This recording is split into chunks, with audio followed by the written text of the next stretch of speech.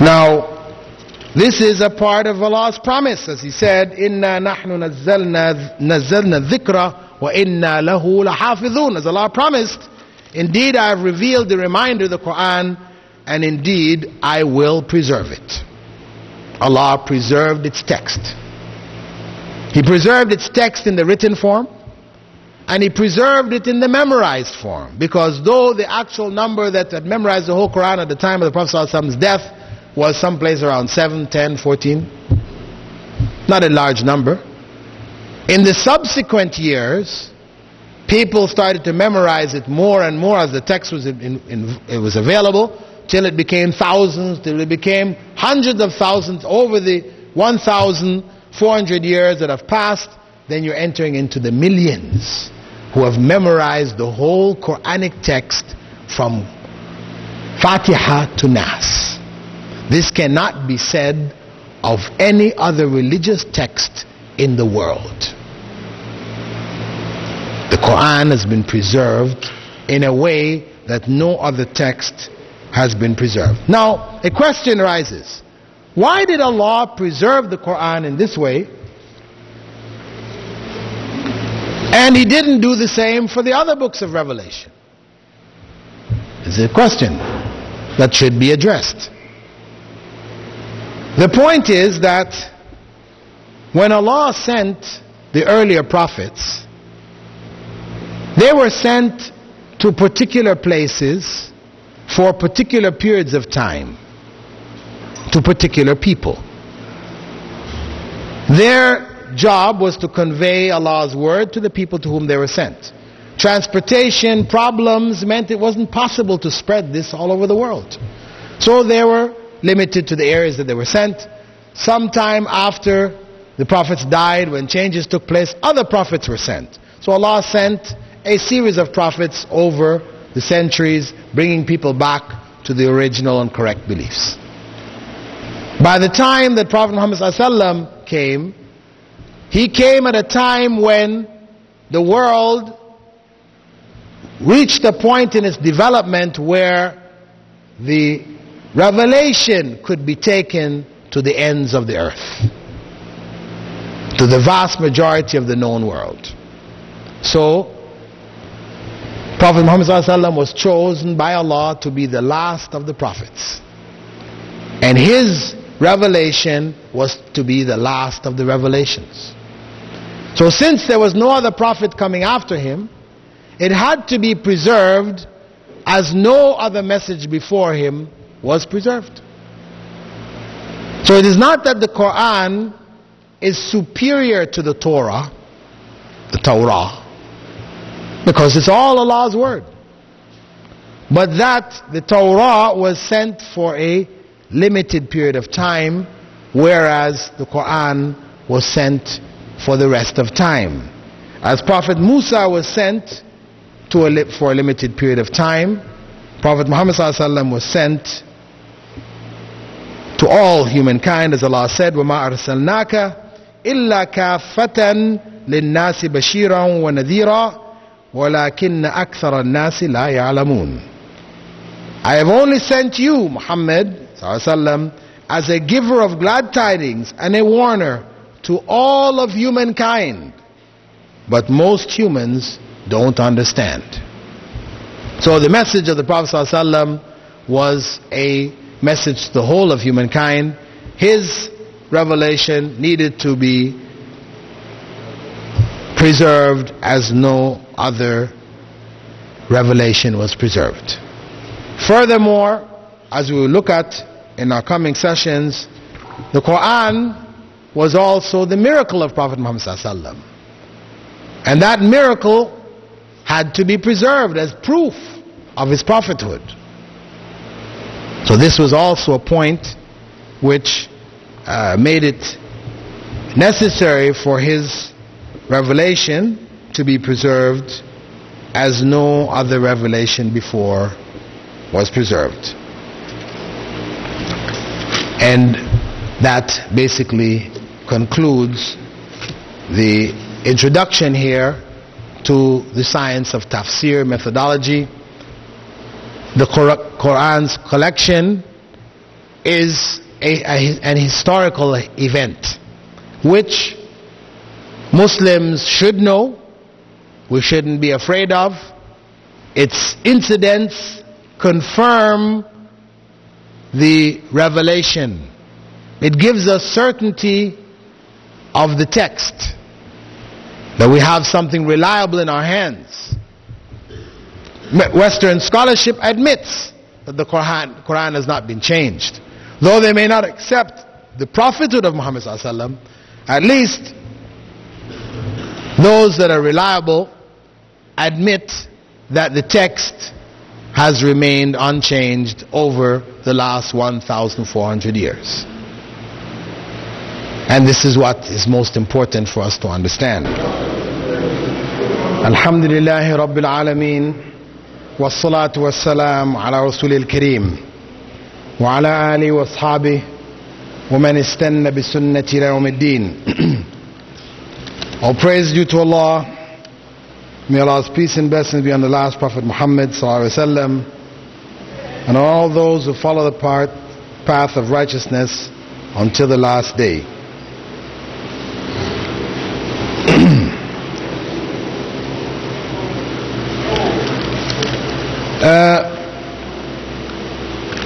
The next topic from Usul al-Tafsir.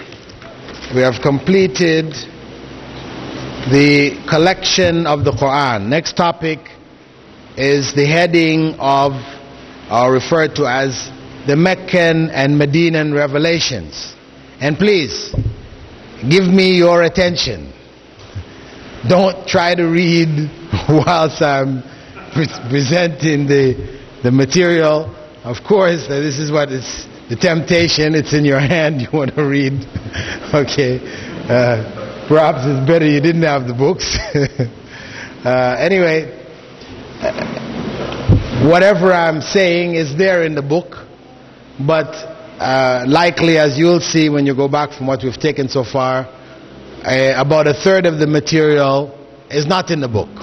Of course, what you will be responsible for your examination will be what's in the book.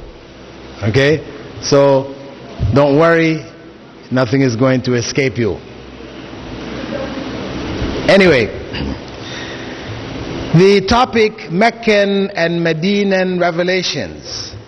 This addresses the external aspect on one hand and the internal aspect on the other. We talked about looking at the Quran externally as well as internally. Externally in terms of its structure, its makeup, its internal in terms of its contents.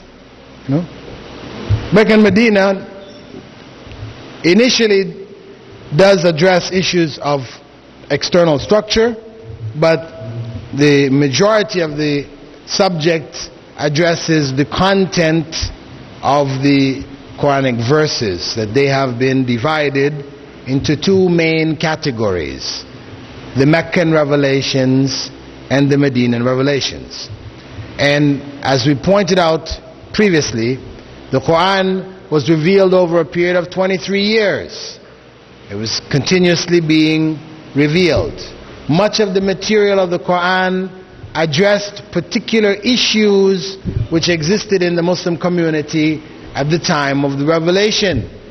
Issues and problems would arise, and Allah would reveal certain verses to deal with those problems.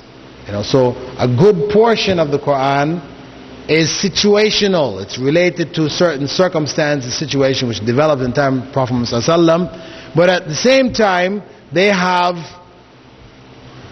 international relevance, because these same issues, these same problems are a normal part of human existence, human issues, social conditions, etc. These types of issues, arise and will continue to arise. Now, when we divide the Quranic revelations into Meccan and Medinan, basically what we're saying is that there's going to be certain qualities which are unique to Meccan verses and others which are unique to Medinan verses. Since the situation of Muslims in the Meccan period was different from the situations in the Medinan period, therefore there are going to be certain characteristics for which Medinan verses will be noted and others for which Meccan verses will be noted. Right? Now, what is meant by Meccan and Medinan? First and foremost, it's not limited just to verses revealed in Mecca, verses revealed in Medina. What Meccan verses represent is Quran revealed up until the point of the Hijrah. So whether the verses came in Ta'if, because Prophet Muhammad ﷺ went to Ta'if, right, or Mina or other places outside of Mecca, it's all considered to be a part of the Meccan verses. And then those which are considered to be Medinan is everything after the Hijrah, whether it is on the way to Medina, whether it is in Medina, or when Prophet Muhammad ﷺ came back to Mecca for the last Hajj, went out to Mina or whatever, all those verses are all classified as Medinan verses, even though they may end up having been revealed in Mecca. So you're really talking about two periods of time as opposed to two locations, right? Meccan and Medinan. Now, as I said, the situation in Mecca is different from the situation in Medina. Therefore, the content of the verses, since we said that a good large percentage of the verses which are revealed did deal with the actual situations that Muslims were faced with, then it meant that since the situation was different in Mecca, they're going to have certain common features. Among them, the fact that Muslims in Mecca were new converts to Islam, just coming out of paganism. The verse is focused on Tawheed, Aqidah, clarifying the correct Aqidah. In fact, the 13 years in Mecca was a school of Aqidah, laying the foundation. It's the foundation of Islam. It was the foundation which the Prophet Muhammad ﷺ laid in the course of his own biography, his own lifestyle, his seerah. So the Quran addresses all those issues that we spoke about earlier in the day when we dealt with the usul of Aqidah. All these issues are there, clarifying who Allah is, control over all things, good and evil, being up beyond His creation. All of these issues are there, laying that foundation. Secondly, because of the fact that Aqidah being the foundation, it is put into practice in Salah. Right? This is the practical implementation of Tawheed, of Aqidah. Therefore, it was necessary for Salah to be established there in the Meccan period. Of course, the Salah of the early Meccan period varied from the Salah as it eventually came to be practiced. There was changes which took place in the format of the Salah. The first chapter, complete chapter of the Quran to be revealed was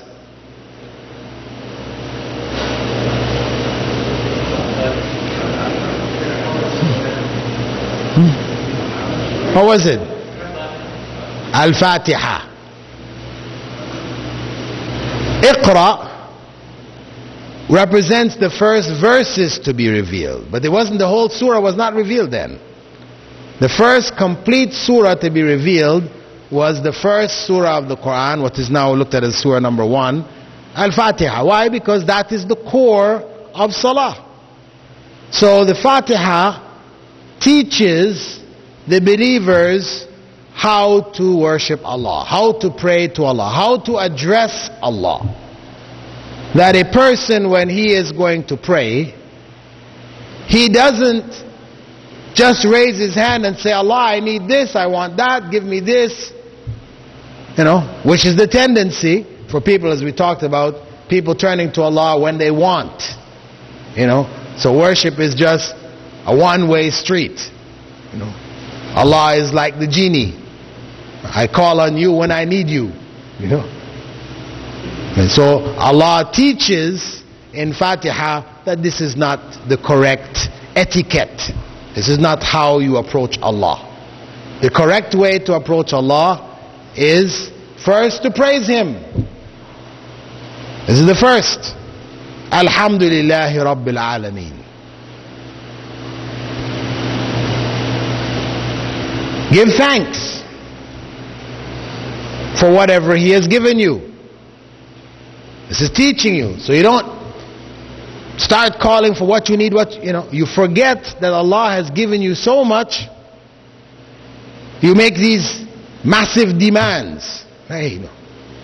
Recognize first and foremost that Allah has blessed you. Praise Him, thank Him. Ar-Rahman Ar-Rahim. Recognize His mercy in our lives. Maliki Yawmiddin, right? Maliki Yawmiddin. Recognize responsibility. Before you start asking, again, recognize one's responsibility. That one is going to be accountable.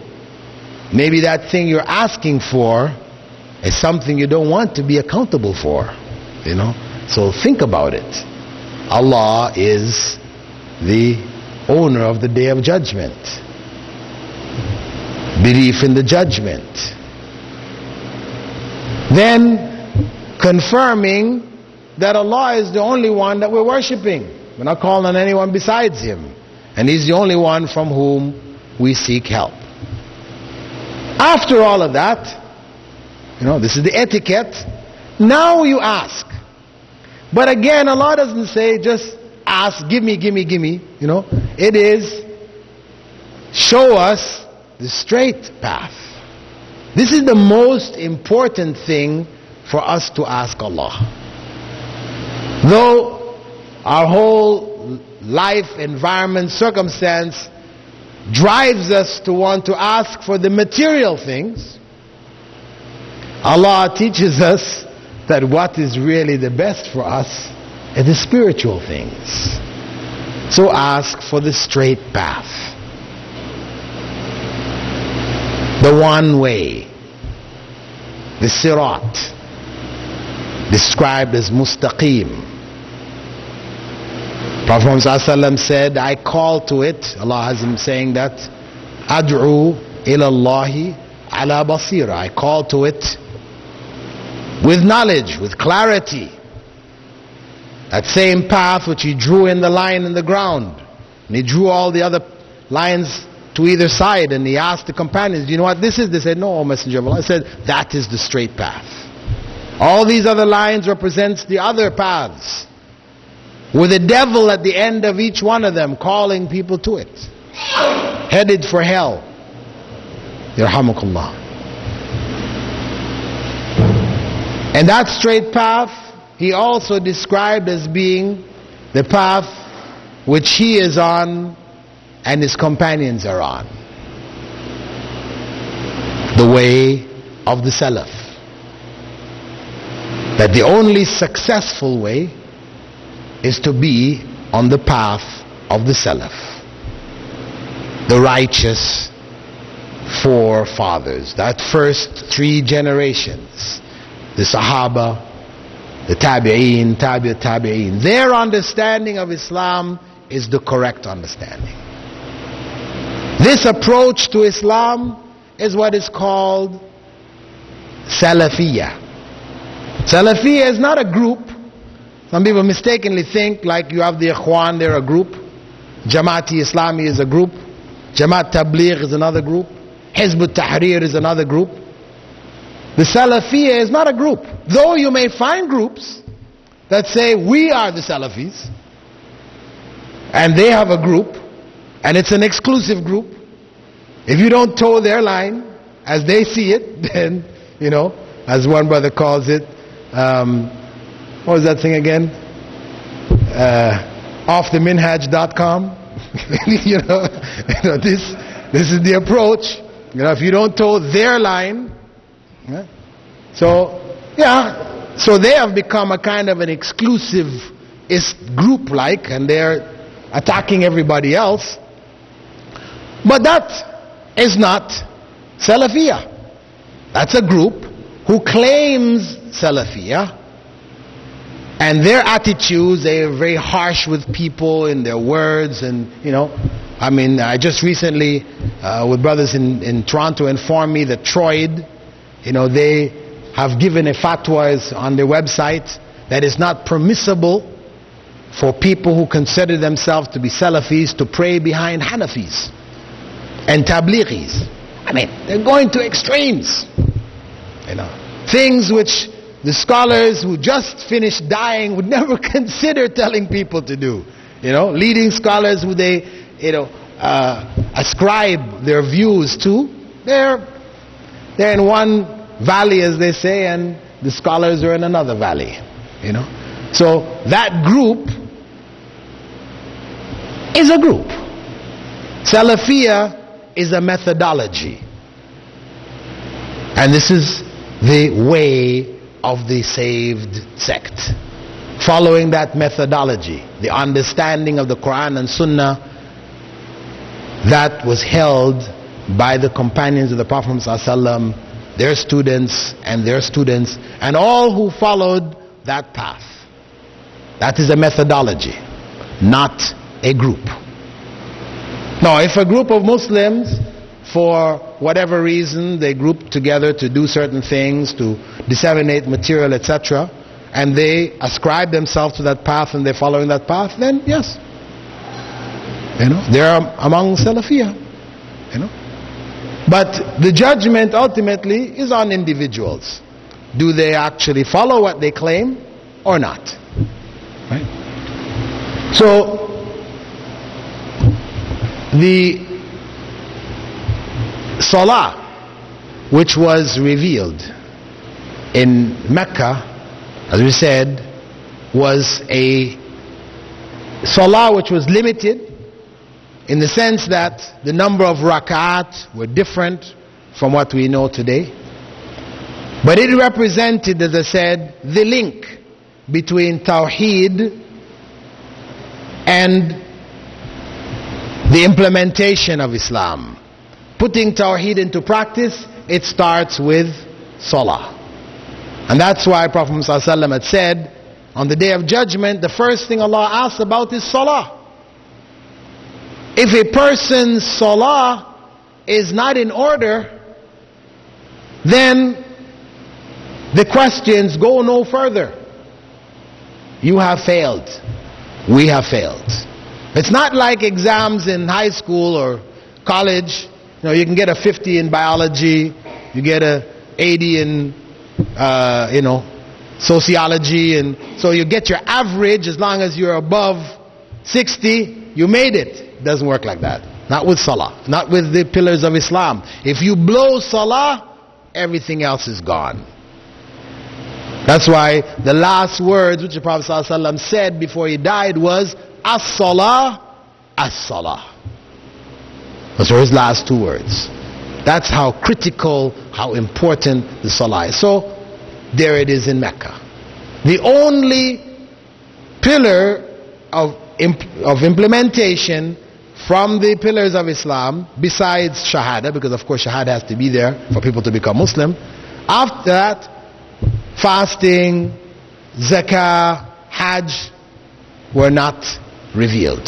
Not in the Meccan period. It was just Salah. Then you find the Meccan verses, they deal with the unseen world. Heaven and hell. People need to know about this. We need to know about Allah. We need to know about resurrection. We need to know about the consequence, what's going to happen at the end of this world. So that information is taught. Allah speaks about the process of resurrection. This is something that people doubted. Verses where Allah mentions them asking, after we've turned into dust and bones or just broken up into pieces, we're going to come back again? That's weird. Allah says, this is what they say. But for Allah to bring us back again is easier, if there was such a thing, than to have made us in the first place. It's much easier to remake something you made than to make it in the first place. So Allah used a bit of logic on them. Think about this. And Allah does address some of those who disbelieve, saying to them, Am khuliqu min ghayri shay'in am humul khaliqun. Did they create themselves, or were they created from nothingness, or did they create themselves? And it's either one or the other. Nothing cannot create something. That's common sense. And we surely didn't create ourselves. Although they like to claim, matter or mass was always there. It has no origin, no beginning in time. So it's self-perpetuating, eternal. They've given Allah's attributes to the world. This is ancient. You find some ancient Greeks expressing similar ideas. The earth was always there. But of course, from a logical point of view, this doesn't work. Because if we say that the origins of this world is in infinity, right? You're gone back to infinity. It means that it will take an infinite amount of time to get to the present. No? That's right. If you go back to its origins are in infinity, it means from infinity to now will take an infinite amount of time, which means we would never get here. The fact that we're here is proof that this world had an origin, must have had an origin. So Allah throws it at them. You didn't create yourself. So then what? The only thing else is that you had to have been created by someone, not from nothing, because that doesn't work. And you didn't create yourself, so there had to be a God who created you. Then Allah in the Meccan verses also presents certain challenges to the people of Mecca in order to prove to the Quraysh that this Quran was from Allah. It came in a miraculous form, a form which they couldn't imitate. And Allah tantalized them, mocked them, by beginning some of the chapters with Alif Lam Mim, Taha, Sad, Qaf. I know some people have gone and given explanations for what these letters mean, but there are no explanations. Right? These letters have no meaning known to us. To Allah, Allah knows best. But to us, we don't know. But what is obvious is that for the Arab, this mode of writing was new. The use of single letters in verses of poetry was unknown in this way. They did use it at the end of verses. After saying something, they may throw in something at the end, like the verse قُلْتُ لَهَا قِفِي فَقَالَتْ لِي قَافٍ. I said to her, stop, and she said, Qaf. Qaf in Arabic, they understand that it means waqaft. I have stopped. So they use the letter Qaf. Can be understood in the context of what was said before. But now to start with that, this was not their methodology. So it was a mockery. Allah is mocking them.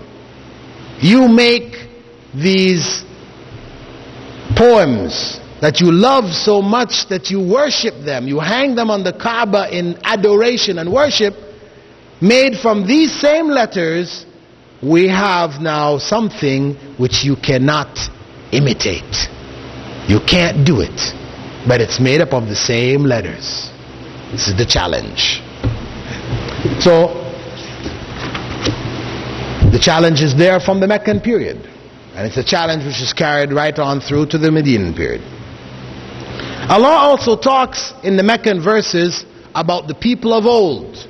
Because the people of Mecca, they had stories which had been handed down to them of ancient civilizations, etc., etc. The people of what they call Madain Salih, their structures were still there. To the north of Medina, you go north there, you can see huge rocks, boulders, where homes are carved out of them. Graves are carved right into the rock. You can go in the homes with all the rooms, and carved right into the rock. They call it the Nabatean civilization. You've got a lot more of it there in Jordan. Right? So their trade routes took them through these areas. So Allah told them about these people. What happened to them?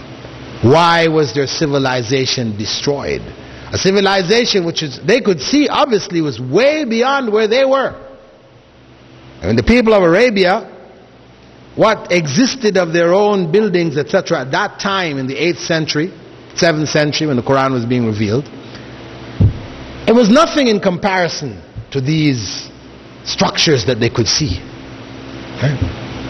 So Allah spoke to them, used them as examples, calling them back to the worship of Allah, and pointing out to them the consequence of not worshiping Allah as He deserves to be worshipped. What you also find there is that Allah makes mention of certain civilizations which were in myth, and which early scholars, Western scholars, looking at the Quran, doubted. When Allah speaks of Iram Dhatil Imad, Iram, the civilization of Iram, they couldn't find any civilization there in Arabia known as Iram. When they look back to the records, held in ancient biblical type records, there's no mention of Iram there. So they said this is part of the fables and the mythology of Arabians, which has worked its way into the Quran. So you can see it's not really a book of revelation. No way. This is Muhammad sallallahu alaihi wasallam. He's just sticking anything he heard in there, bits and pieces from here, there, everywhere. Then a few years back, they've ran across a city in Mesopotamia which they didn't know anything about. They thought that the cradle of civilization was that area between the Tigris, Euphrates, the area of Mesopotamia there, and Egypt. These were the two major civilizations. Beyond them there were none. But farther to the north, in Syria, they came across in their research a civilization called Alba, which they had never heard of before. And they went in and they found records in ancient inscriptions known as cuneiform, which was also common in Mesopotamia. They found a library full of this stuff, describing their civilization, and it was a massive civilization on the same level as that of Mesopotamia, and they didn't know anything about it before. And when they were going through the records, they came across Iram. We didn't think this place existed at all. Reference is made there to Iram.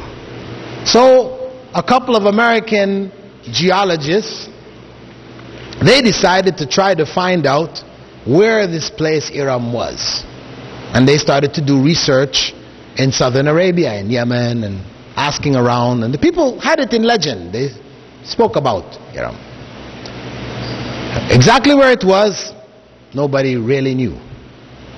So what they did was they got NASA, one of its satellites, making imagery through infrared photography of different areas, trying to discover where new oil deposits may be. They had them do some infrared photography of the region of southern Yemen where the legend of Iram was most popular.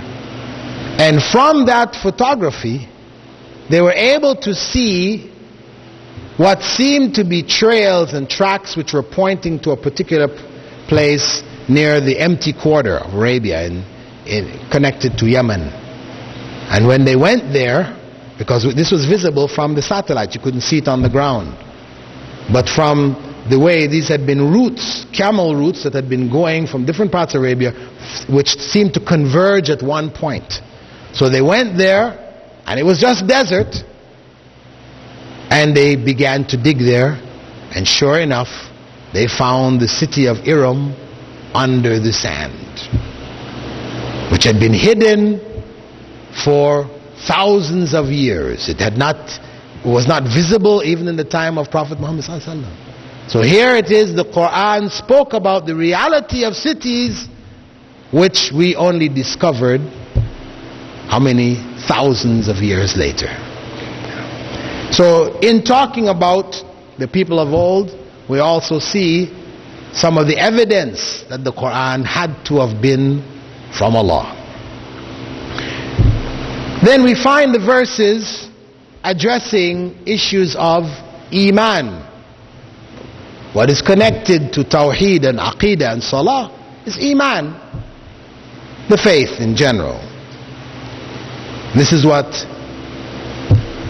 was the goal of understanding Allah and the human relationships with Him, which is our Aqidah, and putting it practically into implementation.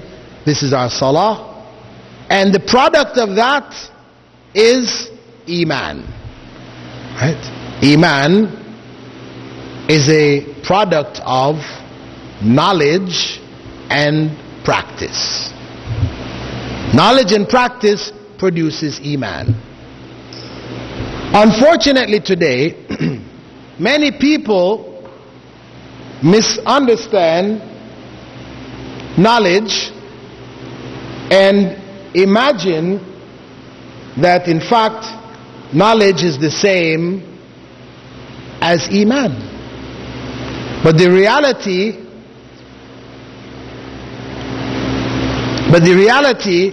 is that knowledge is not the same as Iman.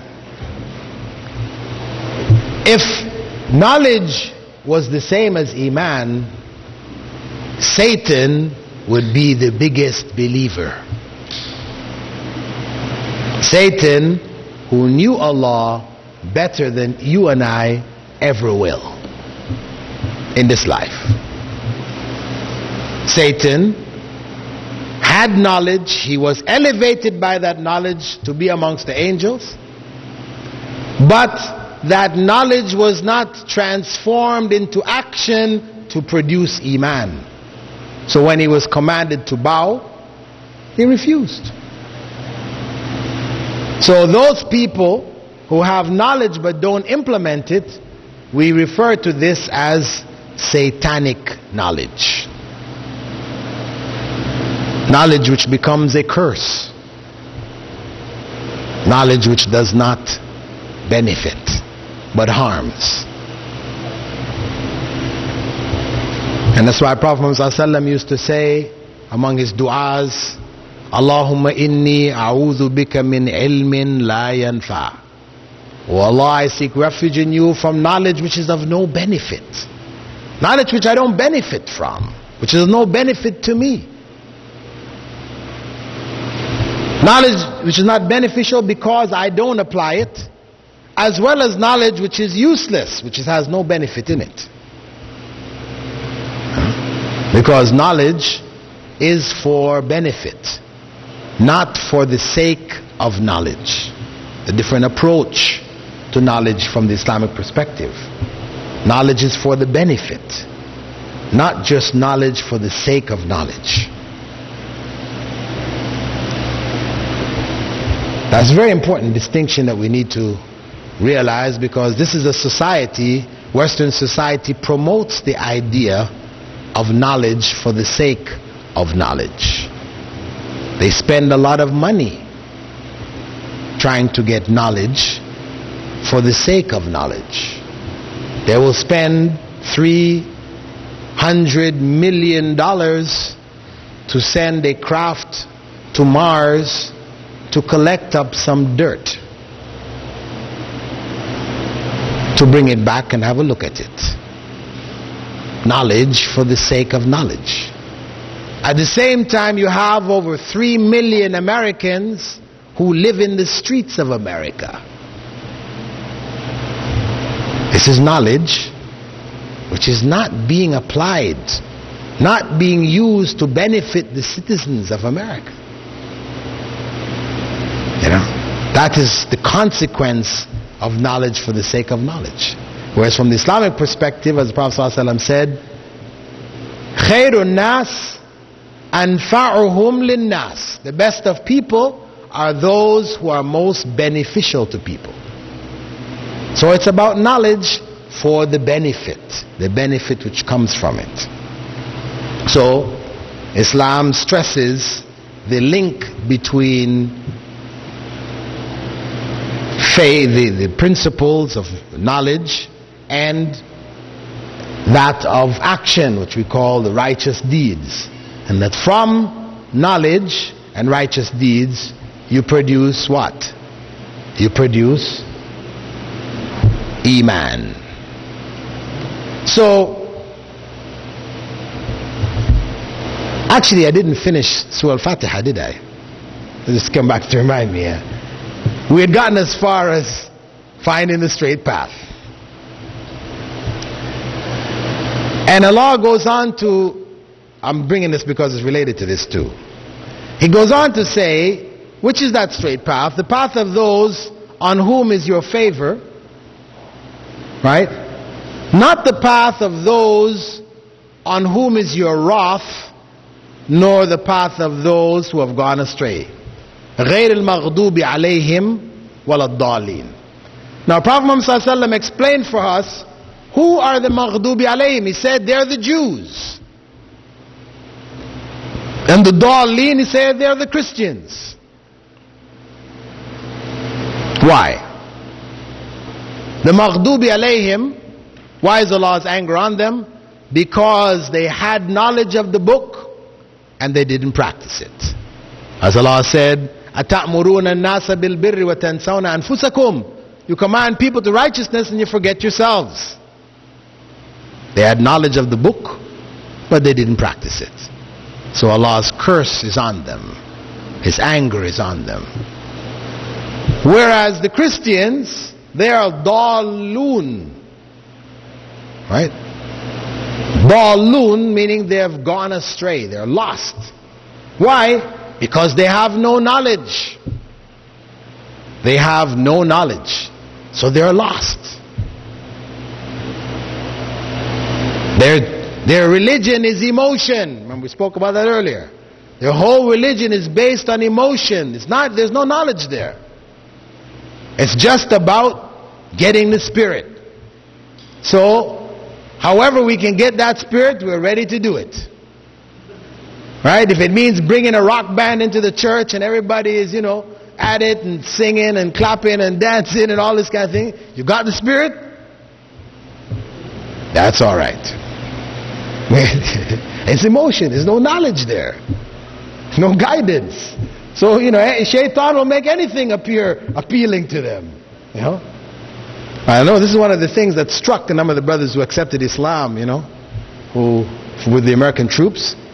You know, when we took them into the masjid.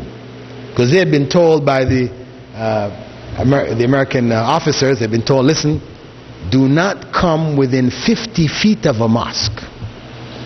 So you don't walk within 50 feet. You got to stay 50 feet clear of these places. So of course it made them curious. What's going on inside there? So we took them. I said, what are you guys doing in the mosque? They told us don't come within 50 feet. I don't worry about it. There's nothing like that really. Islam, there's no problem. So we took them inside the masjid, took off their shoes, they sat in the back. Time for prayer came, we prayed, and they observed, and a number of them said, wow, man, this makes sense. After being in the churches back home where people, as I said, it's a disco. The church has become a disco, You say, how can you worship God? Hey, what's the difference between here and the disco? I said, this makes sense. This is what worship is supposed to be like. The place is quiet. You're reflecting on God. Everybody's doing the same thing. It really had an impact on many of them. Many of them accepted Islam just from going and sitting in the mosque and observing Muslims in prayer.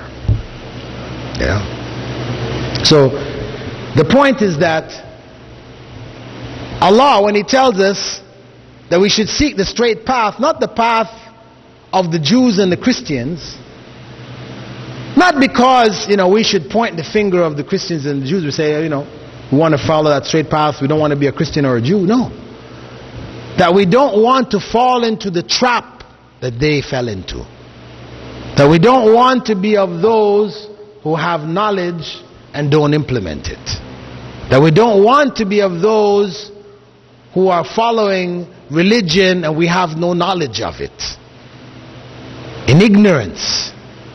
So this is what Allah informs us is the most important thing to strive for. And this is, as we said, the foundation for correct Iman. Because people can have faith in all kinds of things. The Hindu has faith in his gods. The Buddhists have faith in Buddha. The communists have faith in Marx. You can have faith in all kinds of things. But if your knowledge base is not correct, then your faith is wrong. Your faith is wrong. It's useless faith. It's a faith of misguidance. So your knowledge base has to be correct. But then, that's not enough. You have to implement it. You have to put it into practice. And when you do that, then you produce Iman, the real faith. And that's what we need to call for. We need to ask for. This is the most important thing that will make the ultimate difference in our lives. And this is what should come into our prayers. Now, the last point, which may be mentioned with regards to the Meccan verses, is a structural point. That the Meccan verses, if you look at them in general, they tend to be quite short. Some of them are only a couple of words. Very short. Inna a'tainaka al-kawthar. Surah Al-Kawthar is only 3 verses long. Very short. Why? Because of the fact that the Quran was being revealed among a people who didn't want to hear it. They didn't want to hear it. They had been warned already. Don't listen to it.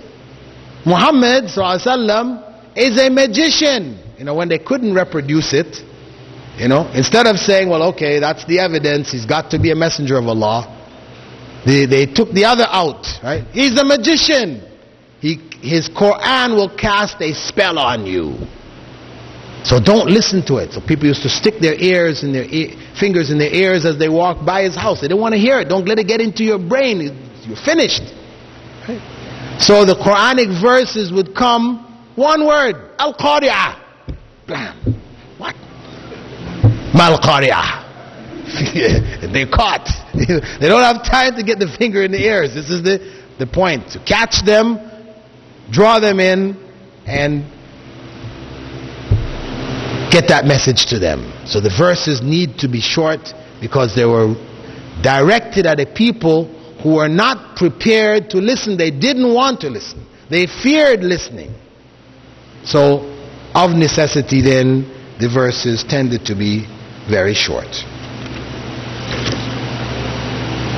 Now when we look at the Medinan verses, we find the Medinan verses have a different character. What is happening in Medina? Muslims have moved to a new city. They have established a community. In Mecca they were scattered. They were under torture. People were being killed for their faith. They were in a position of weakness. They couldn't even fight back. So no laws beyond Salah. But in Medina, the community is now established. Prophet Muhammad ﷺ is made the head of state. A legal system has to be developed now to govern the state. Relationship with Jews are amongst them, and pagans. Treaties have to be made. On what basis these treaties have to be? So laws came. You find that the Medinan verses, all of your major laws are revealed there. All of the major laws are revealed in Medina. Meaning that in Mecca, Muslims drank alcohol. They ate pork. All these things were there. It's not until Medina that these things became prohibited. Also, the verses, of course, now deal with the people of the book. Because Medina, the city, was founded by whom? By the Jews. The Jewish tribes were the first to get there. They called it Yathrib. That's the original name of Medina. Medina is really a short form for Madinatul Rasul, the city of the Prophet. So Medina just really means city. It's not really a proper noun, but it has become a proper noun. So verses addressed the people of the book, the Christians and the Jews. What Muslim relationships will be with them? They couldn't marry the pagans, but they could marry among them. They could eat their slaughter, but they couldn't eat the slaughter of the pagans. These distinguishing factors. Then verses also clarified the errors, the mistakes, the deviations of the Christians and the Jews. Whether it is about Jesus, their misunderstandings, Allah clarifies that He was not the Son of Allah. He was not the third of three. Allah is one, and He was a prophet of Allah. And the Old Testament, the book, the Torah, the Psalms, these were distorted. Lies were told about the prophets. Allah clarified. No, Allah chose the prophets as examples of righteousness. Not what the Bible has. Where the Bible described the prophets committing the most heinous of crimes. From adultery to incest. Gross crimes. Allah corrects this. Allah says they wrote the book with their own hands. They made changes in it. This is something the Jews didn't recognize until recently. And the Christians. Allah speaks about it 1,400 years ago.